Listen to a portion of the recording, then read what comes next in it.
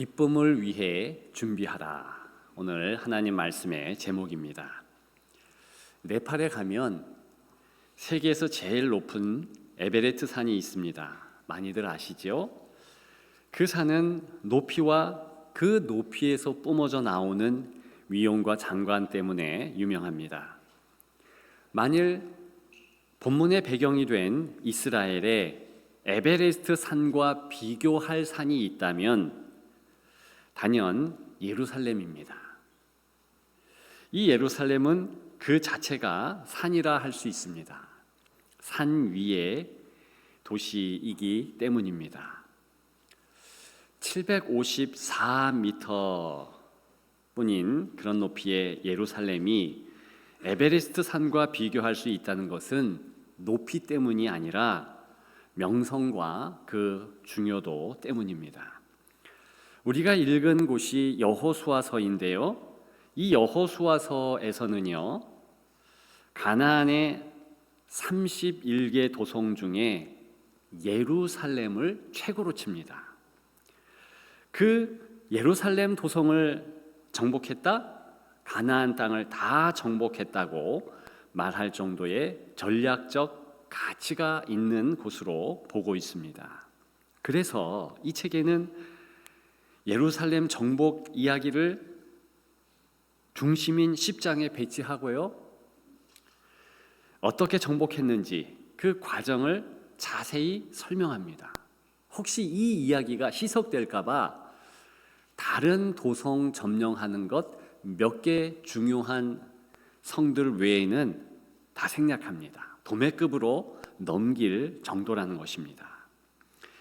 이 예루살렘은 더 나아가서 정복 후 하나님의 성전이 건축될 곳이라 우리에게는 친숙하고 또 친숙해야 합니다. 하나님의 통치가 있는 곳, 바로 그러한 예루살렘입니다. 그래서 이 성은 사실 완전한 기쁨과 행복을 의미합니다. 예루살렘, 살렘의 도성, 그런 의미입니다. 우리가 샬롬 인사하는데 평강으로 해석됩니다만 말씀드렸듯이 충만한 상태. 그래서 더할 나위 없이 좋은 상태를 의미합니다. 당연히 거기에는 기쁨이 넘칠 것입니다. 행복감이 충만할 것입니다. 그렇지요? 하나님께서 다스리는 도성, 하나님께서 허락한 기쁨의 장소, 그런 예루살렘이라 바로 기쁨 자체를 의미한다 말씀드릴 수 있습니다. 당연히 영적 에베레스트 산이지요. 예루살렘, 이 기쁨의 산, 영원하고 참된 기쁨을 정복하려면 어떻게 하면 될까요? 하나님께서 그것 그저 주시지 않습니다. 오늘 여호수아서를 보게 되면 노력하고 쟁취하고 해야 한다는 것입니다.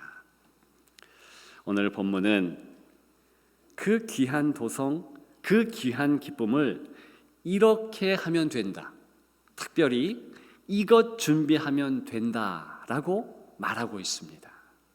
어떤 것일까요? 첫째, 진영입니다.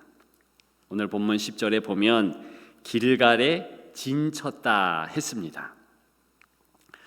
이 길갈, 거기에 군대의 주둔지로 이제 만들고 베이스 캠프로 그렇게 설정했다는 뜻입니다. 본인들이 원하는 것이 아니라 하나님께서 그와 같이 원했다는 것입니다. 왜 본인들이 원하지 않았다는 것을 제가 강조할까요? 그것은요, 그 땅 가보면 압니다.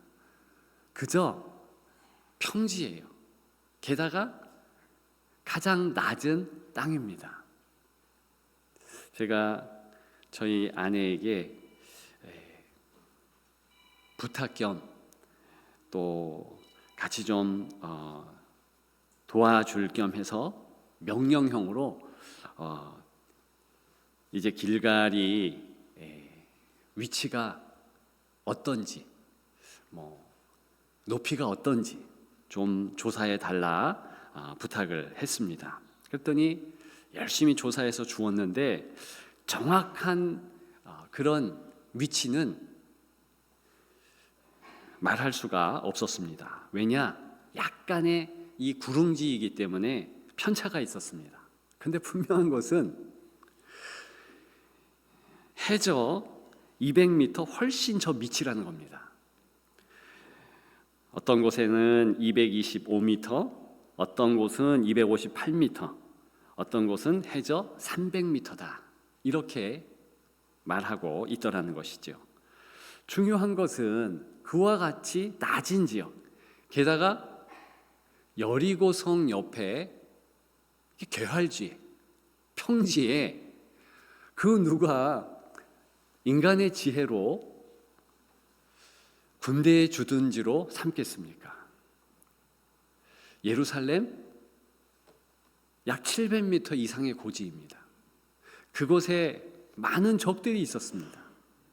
그들이 내려볼 때에 적의 동향 다 안다는 것입니다. 아군의 입장에서 보면 싸움하기 전부터 움츠려 드는 그런 장소 아닙니까?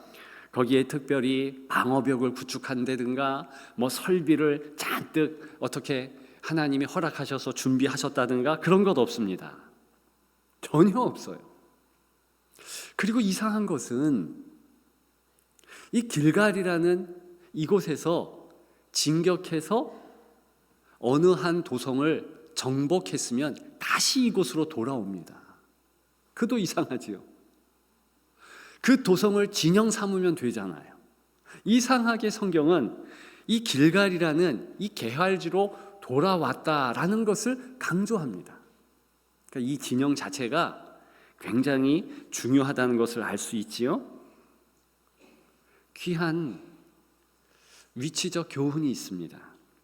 이 위치만 보더라도 평범한 전쟁, 통상적인 전쟁이 아니고 영적 전쟁임을 강하게 어필하고 있는 대목입니다. 누가 그런 곳에 군대 주둔을 하겠습니까? 영적 상징성이 있는 겁니다. 여호수아의 이 여호수아서의 모든 전투는 영적 전쟁을 나타내고 있다는 뜻입니다. 아무튼 왜 이런 곳을 하나님께서 군대가 진영하도록 했을까요? 그것은 이스라엘 백성들이 겸손한 마음을 갖도록 하기 위함입니다. 그들 스스로도 우리가 다 보고 있다. 우리가 이 낮은 곳에 처해 있다. 하나님의 도움이 없으면 도저히 이런 지역에서 출정해서 전쟁을 치를 수 없다. 이런 마음을 처음부터 갖게 했다는 것입니다. 저와 여러분들이 환경과 조건을 많이 따집니다. 좀 높은 지역,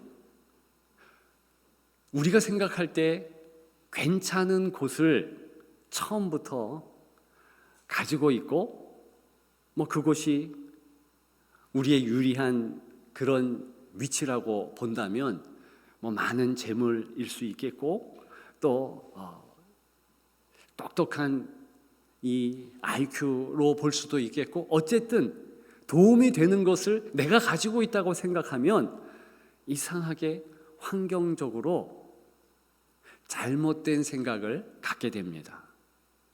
그저 할 수 있을 것 같아요. 이길 수 있을 것 같아요.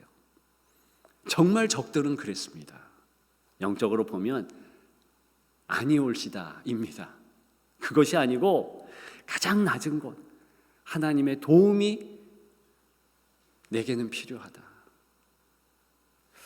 이런 이스라엘 백성들이 하나님의 절대적인 은혜로 모든 도성들을 정복했다면 우리의 삶 가운데 적어도 이스라엘보다는 낫지 않겠습니까? 가장 좋지 않은 상황을 설정한 겁니다. 하나님의 은혜가 내게 있다. 그런 마음을 갖기를 소망합니다.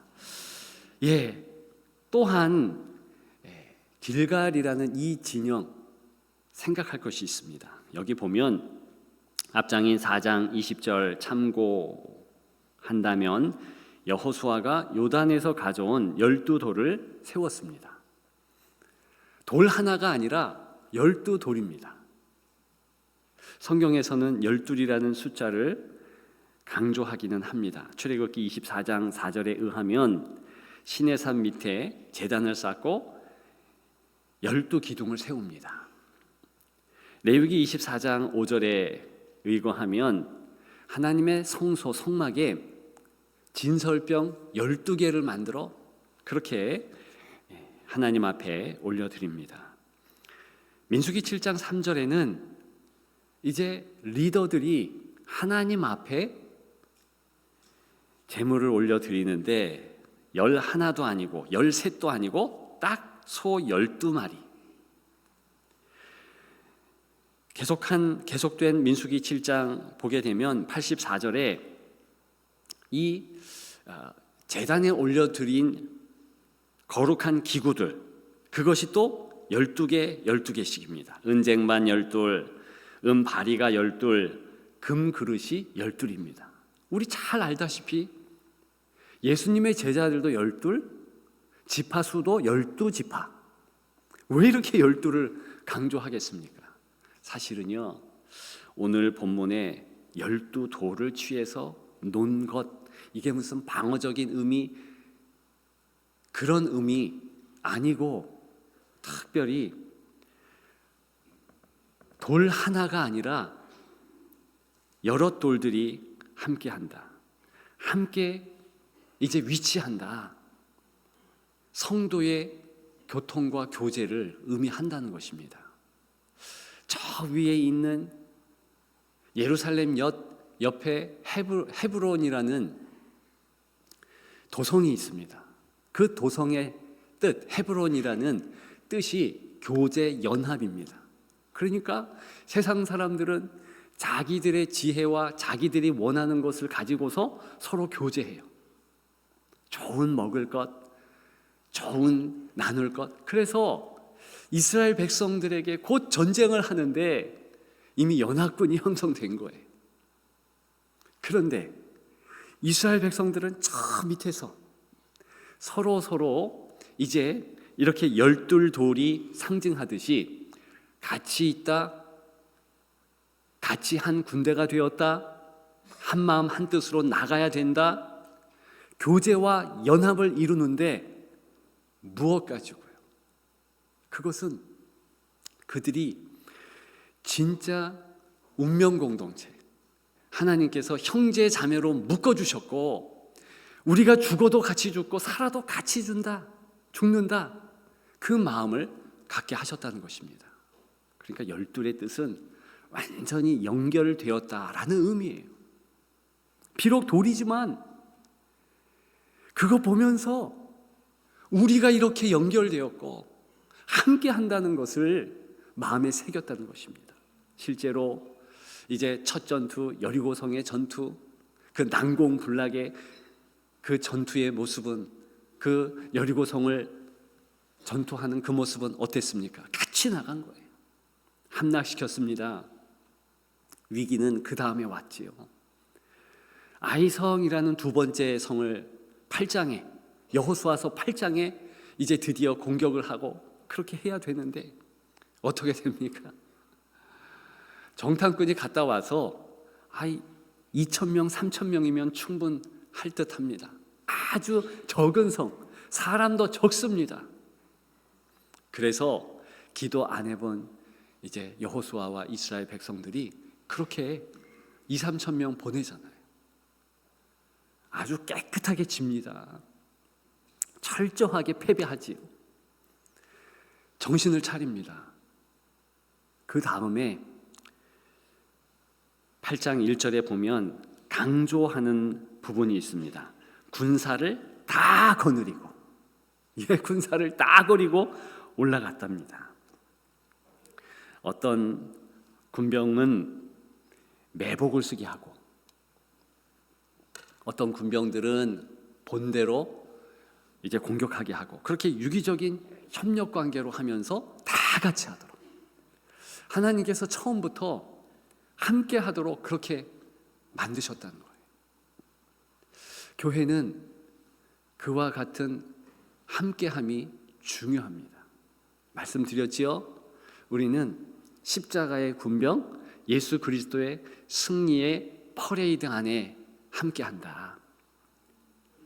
중요한 것은 무엇입니까? 이렇게 묶여졌다는 거예요. 연합되었다는 겁니다. 그러니까 아간의 교훈도 거기에 있잖아요. 아간 한 사람의 문제로 이 아이성에서 패배를 가질 수도 있고 다 함께 목감으로 그렇게 무너질 수도 있다는 교훈. 역으로 얘기하면 아간 한 사람이라 할지라도 바른 마음, 바른 자세로 우리 다 같이 나아간다. 나 역시도 나 하나 중요하다. 그런 생각으로 참여하리라. 그랬다면 승리가 있는 것이고 모두가 같은 마음으로 전진했다면 절대 패배가 없는 것입니다. 그 아이성의 이 교훈을 가지고 그 이후에는 다 이겼어요. 그 뜻은 다 같이 전투에 참여했다는 것입니다. 교회가 특별히 시끄러운 이유는 무엇입니까? 그것은요, 친밀감이 없는 거예요. 형제 자매의 관계가 아닌 겁니다.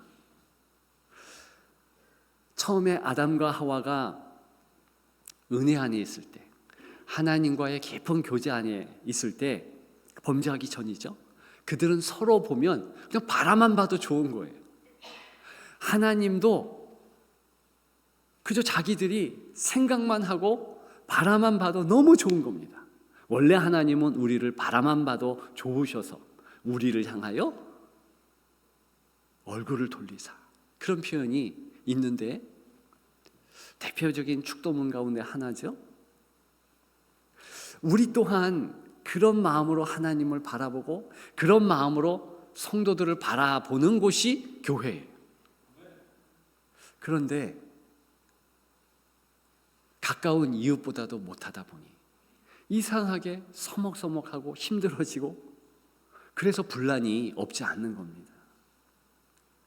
우리가 다시 오늘 본문 이 길갈 진영의 이스라엘 사람들의 친근함을 회복하십시다. 형제 자매됨을 회복하십시다. 그럼 아무 문제가 없어요. 여러분, 우리 가족들이, 내 자녀들이, 내 형제 자매요, 내 부모가 혹시나 내 마음에 안 들은 행동을 한다 하고 오해하는 말을 한다 해도 가족은 껴안아야 되는 거잖아요. 그리고 어쩔 수 없이 가족이기 때문에 다가가야 하는 것 아닙니까? 이것을 확립하면 모든 영적 전쟁에서 이길 수 있습니다. 기억하는 여러분들 되시기를 주님의 이름으로 축복합니다. 두 번째 준비할 것, 유월절 준비입니다. 10절 하반절에 보면 여리고 평지, 그곳이 길갈이지요. 여리고 평지에서 유월절을 지켰으며 그랬습니다. 유월절을 지켰대요. 자, 이 유월절 지키기 위해서 준비한 것이 있습니다. 우리가 읽지 않은 앞절에 쭉 나오고 있는데 할례를 받은 겁니다. 할례가 무엇인 줄은 아시지요? 남자들의 생식기를 이제 돌칼로 이렇게 어느 부분 도려내는 거죠. 얼마나 힘들겠습니까? 마취제도 없는데. 남자만 힘든 것이 아니라 그런 모습을 보는 여성들도, 어머니도 힘들고 누님, 누이 다 힘듭니다. 어쨌든 왜 그런 행동을, 그런 할례를 하게 했습니까? 그것은요, 육체를 더 이상 신뢰하지 않는다라는 표현입니다. 신명기 10장 16절에 너희는 마음의 할례를 행하고 다시는 목을 곧게 하지 말라, 이런 말씀이 있습니다. 그러니까 할례라는 것은 내 몸도 내 것이 아니고 내 몸이 겸손하게 이제 납작 엎드려서 무엇보다도 하나님의 능력, 하나님의 힘, 거기에 다 맡기도록 하겠습니다. 내 행위와 내 노력과 나의 수단, 심지어는 칼을 들고 저 공격하고 싶은 이 자기 훈련, 이것조차도 사실은 두 번째 순위, 하나님의 능력이 함께 해야만 내가 이 영적 전투 모든 삶을 감당할 수 있습니다. 그런 고백이 나는 거예요.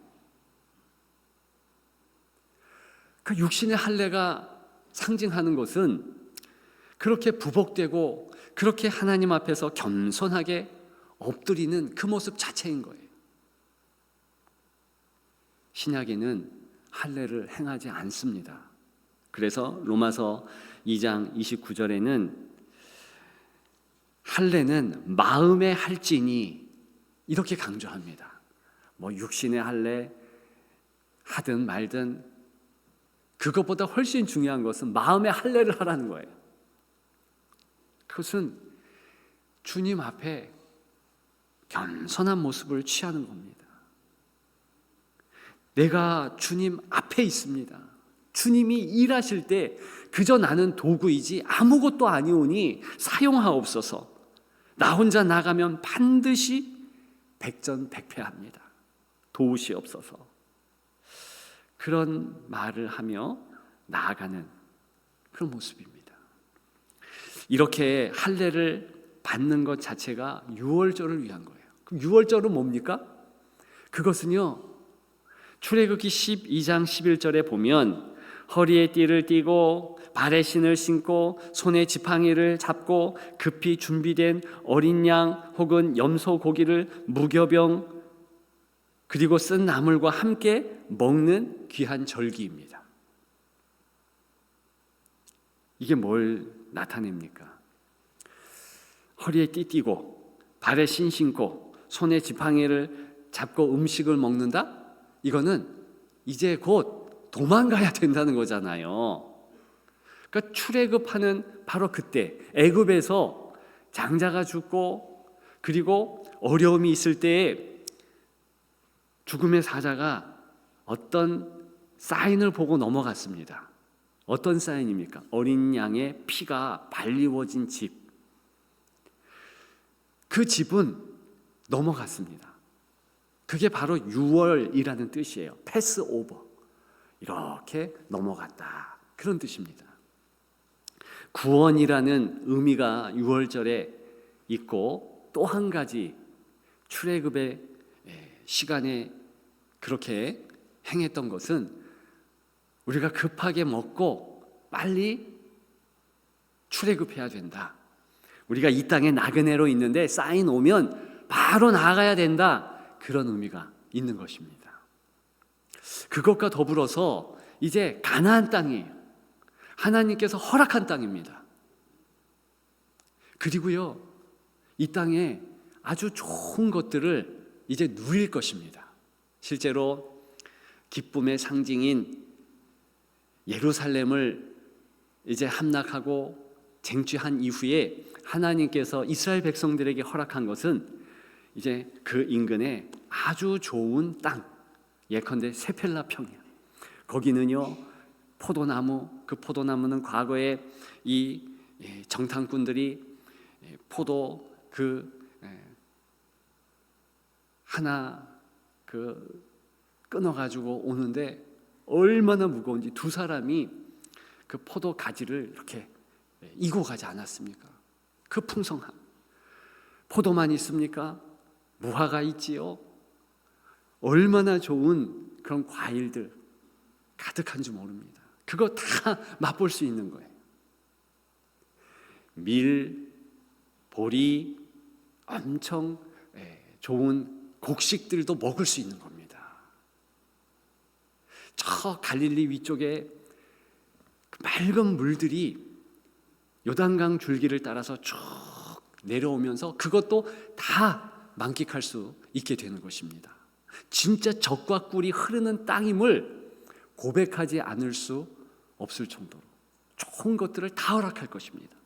그런데요, 사실은 그렇게 허락된 것들의 소유는 누구이십니까? 하나님 거예요. 그래서 이스라엘 백성들에게 그것을 가르쳐 주는 것이 가나안 땅 이 첫 입구 길갈에서의 유월절이라는 겁니다. 다시 한번 그 모습을 살필까요? 허리에 띠를 띠고 발에 신을 신고 손에 지팡이를 잡고 급히 나아간다? 이것은 나그네라는 의미도 있지만 그것과 더불어서 이 가나안 땅에서의 유월절 지내는 모습은요, 네가 이 땅에 소유권을 주장할 수 없는 종으로, 노예로 존재한다. 이것을 가르쳐 주는 거예요. 그러니까 좋은 모든 것은 네 게 아니라 하나님이 허락한 것이다. 소유권 없다? 그것을 잘 아는 사도 바울은요, 로마서 같은 귀한 이 성경에요, 1절에 예수 그리스도의 종 바울은 이렇게 자기 자신을 소개합니다. 자기 스스로 정체성을 나는 종입니다, 나는 노예입니다, 그렇게 말하더라는 것이죠.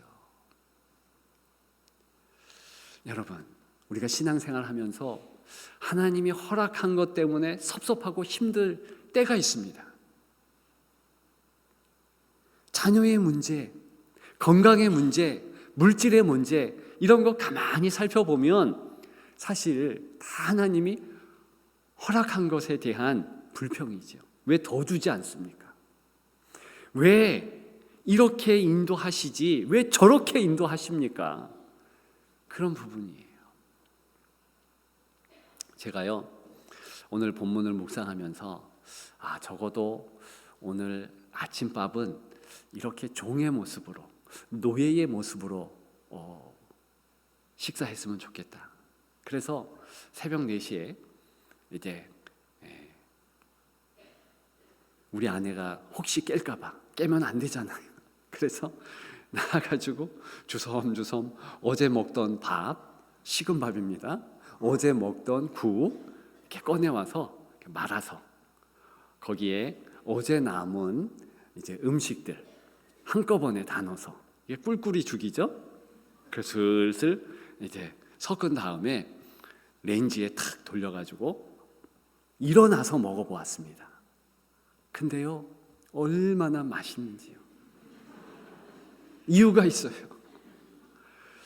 놓쳤던 감사가 마음에서부터 스멀스멀 올라왔기 때문입니다. 어제 그 만난 밥 비교할 수 없지만 하나님께서 그거 다 주신 거구나. 어제 앉아서 먹었던 그 의자의 푹신함, 그것도 하나님이 허락하신 거구나. 종이면 서서 먹고, 종이면 뭐 이 음식물에 대해서 주면 감사하고 안 주면 그만이잖아요. 복음서에 보면 주 예수 그리스도께서 직접 말씀하셨습니다. 과연 종이 열심히 밭에 가서 일하다가 돌아와서 밥 주시오 그렇게 요구할 그런 종 어디에 있느냐? 당연히 자기가 가서 차려 먹고 없으면 굶고, 그게 종 아니냐? 우리의 정확한 모습입니다. 그러니까 지금 가나안 땅에서 이 이스라엘 백성들이 정복할 땅의 그 풍성한 것, 그것들이 다 하나님께서 허락한 것, 공급한 것, 그걸 알라는 거예요. 그거 알면 시험에 안 들고, 그거 알면 감사가 넘친다는 겁니다. 우리 삶의 교훈이죠. 왜 우리의 입술에서 감사가 떠났을까? 이 땅의 모든 것이, 다시 한번 강조하지만 다 주어진 것이다. 만일 주님께서 호흡 걷어가시면 우리의 이 건강한 이 두 다리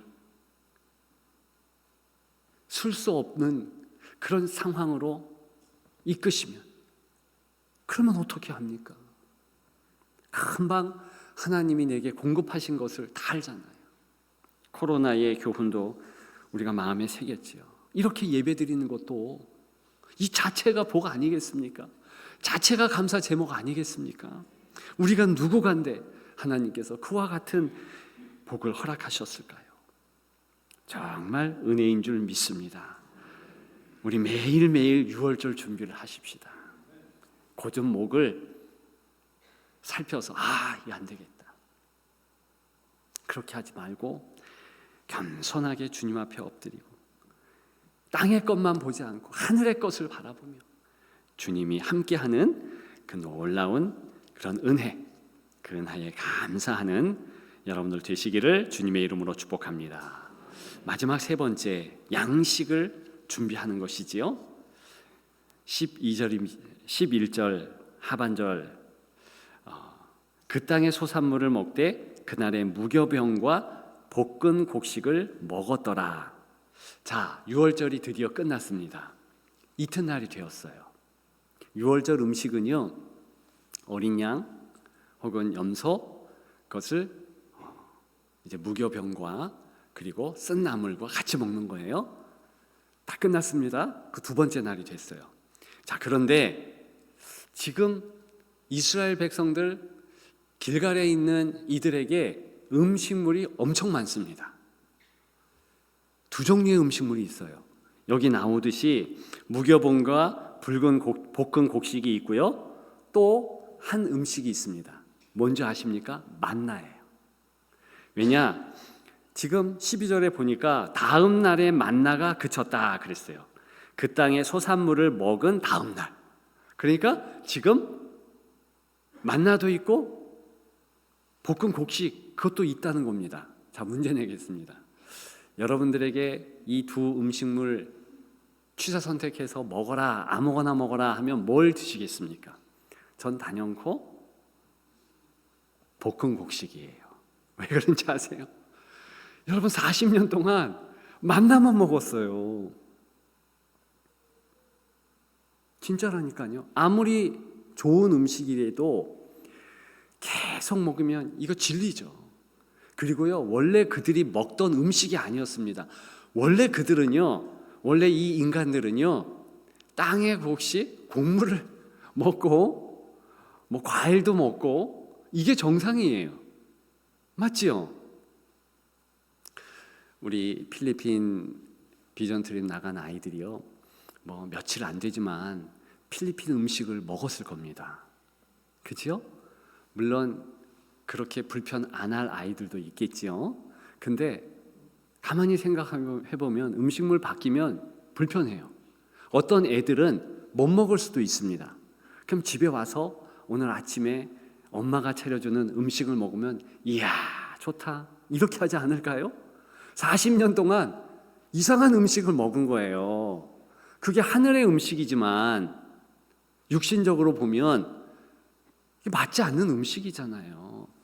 천국 가면 먹는 음식이지 이 땅에서 먹는 그런 음식 아니잖아요. 근데 드디어 가나안 땅에 들어가자마자 이제 원래 음식을 주신 겁니다.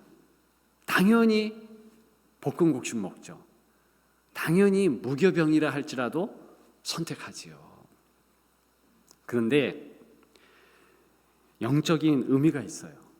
이 먹을 것, 왜 이렇게 두 가지를 다 놓았을까요? 연관되어 있다는 것입니다. 성경에 보면 이 하늘의 만나는요, 하늘 양식 말씀을 의미해요. 그래서 주님이 그 떡에 대한 사단의 시험을 받을 때 돌덩어리를 떡덩어리로 만들어라 했을 때 주의 말씀이 내 양식이다 할 때 그 만나를 의미하는 겁니다. 그러면 만나가 하늘의 말씀이면 볶은 곡식 하늘의 양식이라는 것을 의미해요. 근데 왜 볶았어요? 그 초대교회의 교부 오리겐 같은 분은요, 이런 것들이 다 예수 그리스도와의 연관성이 있다. 영적인 큰 의미가 있다. 그래서 초대교회 사람들은 다 이것을 영적 내용으로 해석했습니다. 그러니까 그저 육신의 음식이 아니고 이 내용들은 다 영적인 영적 전쟁의 충분한 공급원으로 보았다는 것이죠. 그래서 이 볶은 곡식은요, 하나님의 성령의 불에 달구어진 하나님의 말씀인 거예요. 만나도 말씀이에요. 영적 전쟁에 그것 가지고 살았지만 이제 만나 아닌 볶은 곡식으로 바뀐다는 의미는 이제는 어느 시점에서 성령의 강권적인 역사가 우리 일상에 깊게 개입하시고 도와주시고 역사하시면서 내 삶 가운데 말씀을 깨닫게 하신다는 겁니다. 얼마나 좋겠습니까? 자, 청교도들은요, 그 청교도라고 하면 종교개혁이 일어난 이후 한 100년쯤 지난 영국의 성도들, 미국의 성도들을 의미하는데, 이들은 하나님의 말씀을 잘 믿으려고 목숨 걸고 믿었습니다. 그렇게 신앙생활을 했어요. 근데 이들이 쓴 글들을 보면 놀라운 내용이 있습니다. 하나님의 기록된 말씀, 성경이죠. 목회자의 설교, 이 두 가지, 하나님의 말씀을 읽을 때가 더 성령 역사가 있겠는가, 설교 말씀을 들을 때 성령 역사가 있겠는가?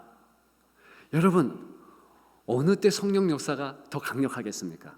청교도들은요, 설교 들을 때다라고 확신했습니다. 근데 생각해보면 당연해요. 그들 말에 성경, 그것은 기록된 말씀인 거예요. 근데 설교는요, 선포된 말씀인 거예요.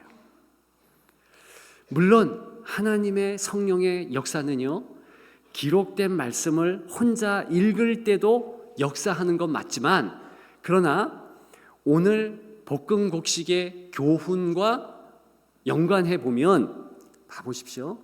성령의 역동성은 언제 일어나는가? 내가 살아가면서. 그러면서 이렇게 예배 드리는 현장에서 정말 마음을 다해서 목회자가 하나님의 말씀을 준비했다면 그 말씀의 강력한 파워가 성령의 주장하심으로 선포되는 것입니다. 그리고 성도들이 주여 오늘 내게 합당한 말씀을 주옵소서 기도했고 예배에 참여했다면 그 시너지의 효과가 얼마나 대단하겠습니까? 청교도들은 그걸 놓치지 않는 거예요. 정말 그렇습니다. 예배 시간에 와야 하는 이유는 때로는 내가 원하지 않아도 그렇게 볶은 곡식의 역사가 있는 거예요. 먹으면서 영적인 힘이 확 올라가서 힘이 생기는 겁니다. 영적 이두박근, 삼두박근이 막 생기면서 나아가서 전투할 수 있는 그런 힘이 생기는 거예요. 그렇다면 이 무교병은 또한 무엇이겠습니까? 이것은요, 오직 그리스도 이름이에요. 주의 이름을 부르는 자 구원을 얻는다. 이게 실제로 우리 삶에서 마치 지금 이 이스라엘 백성들이 영적 전투 앞에서 무교병을 먹고 힘을 내는 것과 같이 예수 그리스도의 이름을 실제로 부르는 겁니다. 주 예수를 믿으라, 그리하면 너와 네 집이 구원을 얻으리라. 그러면서 주의 이름을 부르는 것, 주의 이름의 능력이 있으며 주께서 역사하신다는 것을 믿는 그런 성도, 새가족이라 할지라도 능력을 받는다는 겁니다. 그래서 중요한 것은 이렇게 주님이 내 삶의 주인 되시고 내게 실제적으로 그 능력의 이름 예수 그리스도, 그분의 이름을 부를 때 나의 삶이 변화되고 내게 능력을 주신다 확신하는 것입니다. 이것은 무슨 주문을 외우는 그런 차원이 아니에요. 그리스도인이라면 그리스도께서 나와 함께 하신다, 성령의 운행하심으로 그 그리스도의 이름을 부를 때 그 운행하심으로 능력이 확 세지고 있고 강한 그러한 상태가 된다는 것입니다. 기억하는 여러분들 되시기를 주님의 이름으로 축복합니다. 이제 말씀을 마치려고 합니다.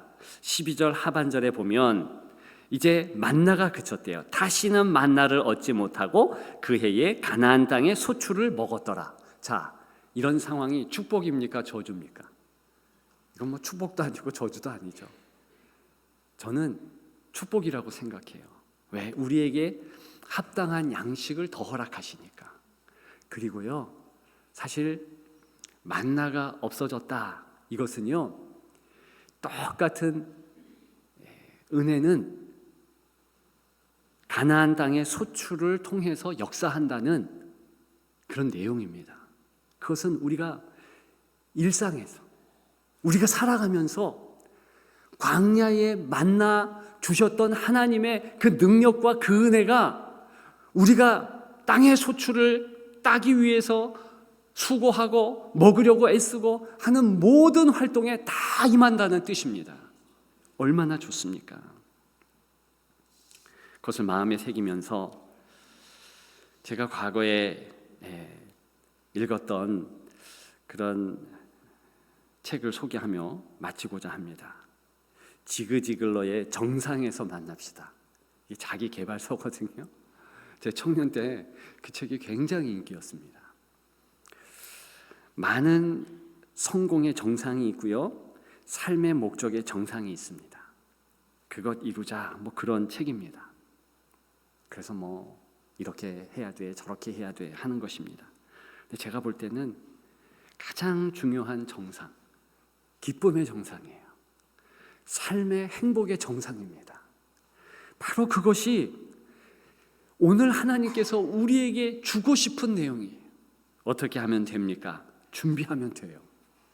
오늘 이스라엘 백성들처럼 이 색 준비해서 하나님의 그러한 공급하고자 하시는